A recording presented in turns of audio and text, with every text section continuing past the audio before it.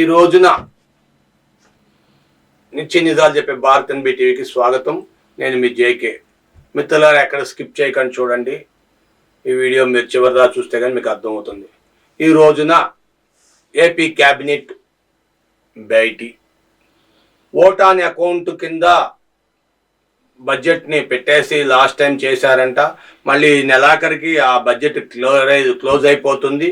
మరి అదే విధంగా చేస్తారో, మరి బడ్జెట్ లాస్ట్ టైం పెట్టినప్పుడు మరి పెన్షన్లు ఇవన్నీ ఉన్నాయి కదా, వగేరా వగేరా, ఇవన్నీ కూడా లాస్ట్ టైం ఓటాన్ అకౌంట్ కింద పెట్టేసి బడ్జెట్ పెట్టడానికి టైం లేక పెట్టేశారు.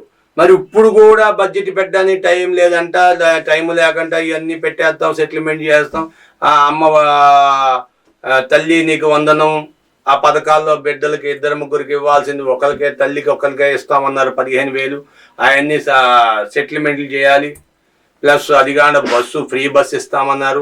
అది కాకుండా ఇసుక ఇప్పుడు ఉచితంగా ఇస్తామని చెప్పి ఇసుక ఇవ్వకుండా దాన్ని అమ్మేసుకుంటున్నారని వైసీపీ ఆడావుడి.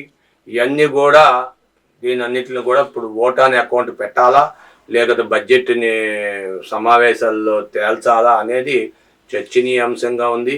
ప్రతి ఒక్కరిని కూడా అడిగి క్యాబినెట్ సమావేశం జరిగిన తీరులో నాకు ఇదంతా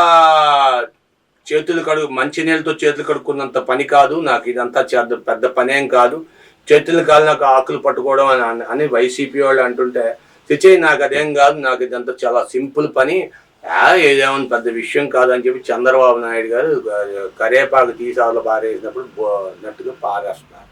ఇది అంతా నిజమేనా? చంద్రబాబు నాయుడికి కత్తి మీద సాముగా ఉందా పాలన, లేక సింపుల్గా ఉందా అనేది మీ విలువైన అభిప్రాయాలు కామెంట్ రూపంలో తెలియజేయండి. షేర్ చేయండి, లైక్ చేయండి, సబ్స్క్రైబ్ చేసుకోండి. Thank you for watching our channel.